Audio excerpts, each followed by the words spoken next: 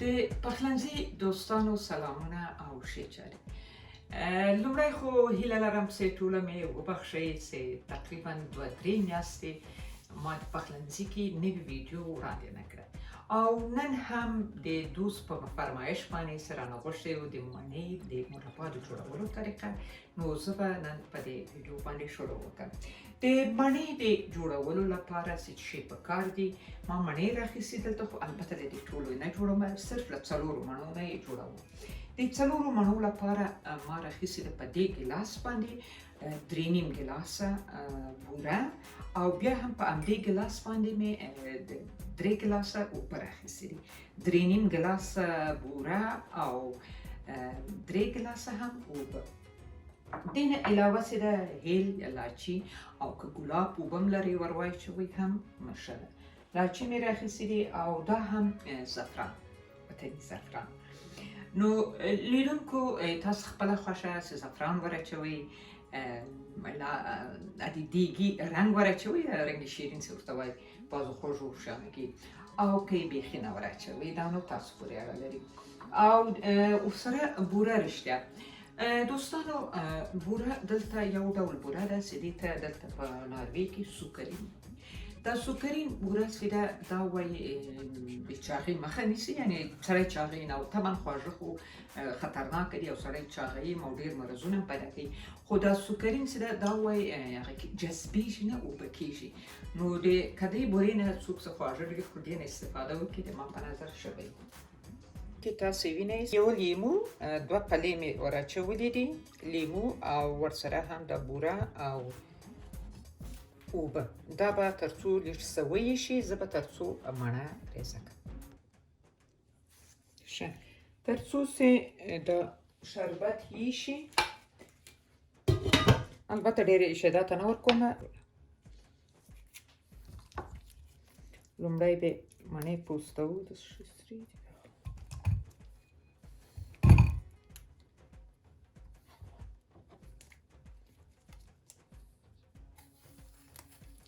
کله کله زه ډېرې وړې وړې جوړوم، خو نن به دا رقم غټه یې کړمه. نو دې د ریزه کېدا اندازه یې هغې نو بیا یې تاسو خپله سلیقه. لیدونکو دلته په دې کاسې کې مې اوبه اچولې دي. نو دا مڼې چې تر څو زه ریزه کوم، مڼې خو ډېرې زر تورېږي، نو چې په اوبو کې واچوو بیا زر تورېږي نه، خپل رنګ یې پاته کېږي سپین.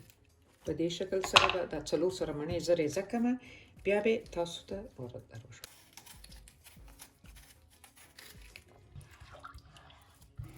دلته تاسو وینئ دا د بوره خو یې حل شوه، خو زه یو څه غواړم چې ویشي، چې دا شربت لږ څه ټینګ ونیسي. د دې لپاره چې دا د مڼې چې ما ریزه کولې ډېرې اوبو، ښه له اوبو ډکې او ډېرې نازکې تازه مڼې دي.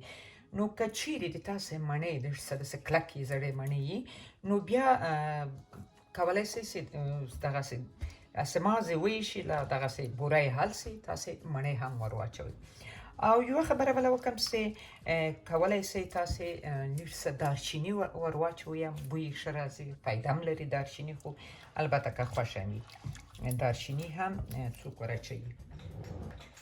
دا رقمي دي، کانیل ورته لیکي، دلته کانیل وایي. دا په بعضو خوږو مږو کې کلچو کې ډېر زیات خوند کوي. دا هم که غواړئ چې ور واچوئ. دا لیمو ماته لږ څه کوچنی معلوم شو، یوه ټوټه به یې بله هم ور واچوم.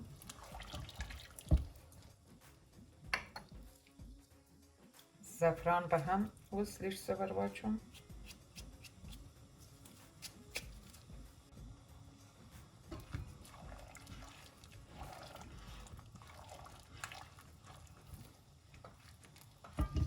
لاچي به هم ور واچوم اوس، هیل.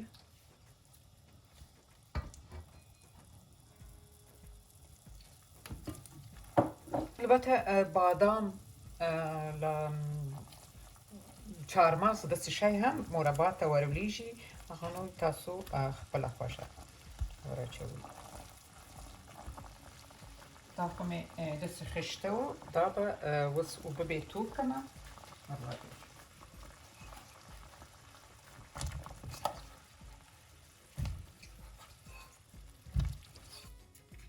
که که چیرې د تاسو مڼې مخکې مې وویل ډېرې کلکې که نه نو بیا تاسې کولی شئ چې دا سر یې داسې نیمکش نه بند کړئ. ما ته دا مڼې ډېرې نازکې معلومې شوې نو زه غواړم چې بیخي دلته باید ورته ولاړه اوسم چې ونه شړېږي رانه.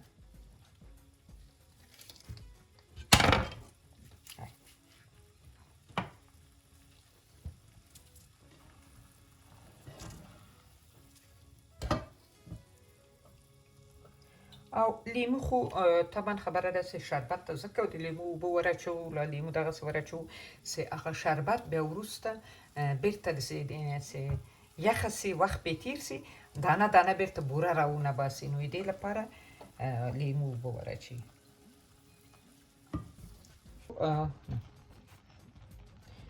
لیدونکو مڼې نرمې دي نو اوس مې اور یو څه تیز کړو چې لږ څه د شربت یې ټینګ سي نو چې تیاره سي زه به په ظرف کې وباسم او بیا به تاسې ووینئ.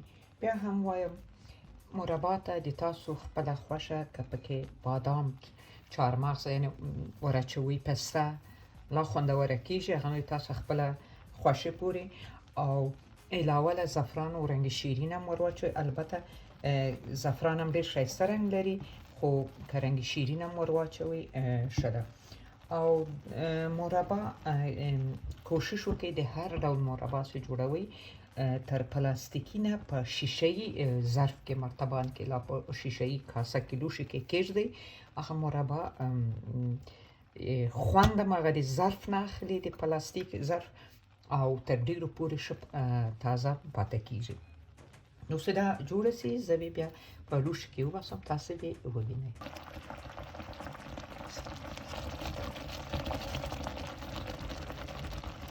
لیدونکو مربا اوس بیخي تیاره ده خو زه لږ څه لا غواړم چې د شربت یې ټینګ سي او رنګ یې هم یو څه سره بدل سي. ډېر په احتیاط احتیاط ښوروئ چې مڼې پستې دي بیا شړېږي. که چیرې یو اول وار ظلم جوړه کړه وشړېدله تاسې ورخطا کېږئ هغه هم خوند کوي خو بیا یې جوړه کړئ حتما دوم وارې سمه راځي خو په ښورولو کې ډېر احتیاط کوئ. اوس یې اور مړ کوم او دغسې په ګرم منقل دغسې پرېږدم.